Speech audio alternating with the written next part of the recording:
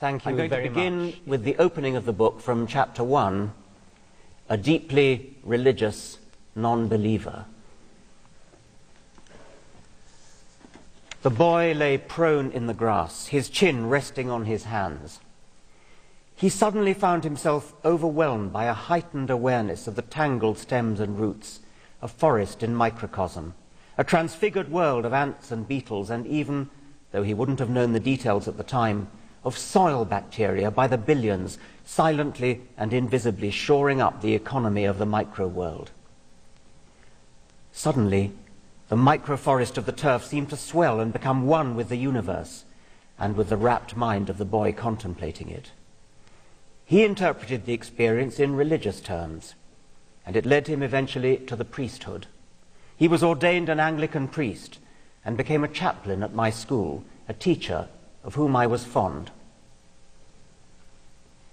In another time and place, that boy could have been me under the stars, dazzled by Orion, Cassiopeia, and Ursa Major, tearful with the unheard music of the Milky Way, heady with the night scents of frangipani and trumpet flowers in an African garden. Why the same emotion should have led my chaplain in one direction and me in the other is not an easy question to answer. A quasi-mystical response to nature and the universe is common among scientists and rationalists. It has no connection with supernatural belief. I often hear myself described as a deeply religious man. An American student wrote to me that she had asked her professor whether he had a view about me.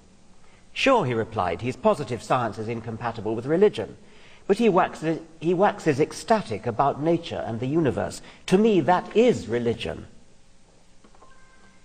But is religion the right word? I don't think so.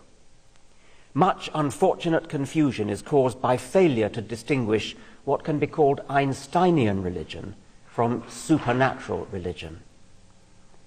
Einstein sometimes invoked the name of God, and he is not the only atheistic scientist to do so, inviting misunderstanding by supernaturalists eager to misunderstand and claim so illustrious a thinker as their own.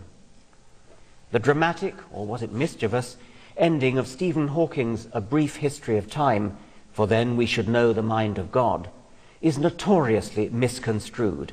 It has led people to believe, mistakenly of course, that Hawking is a religious man. Great scientists of our time who sound religious usually turn out not to be so when you examine their beliefs more deeply. This is certainly true of Einstein and Hawking. One of Einstein's most eagerly quoted remarks is, "Science without religion is lame, religion without science is blind." But Einstein also said, "It was, of course, a lie what you read about my religious convictions, a lie which is being systematically repeated.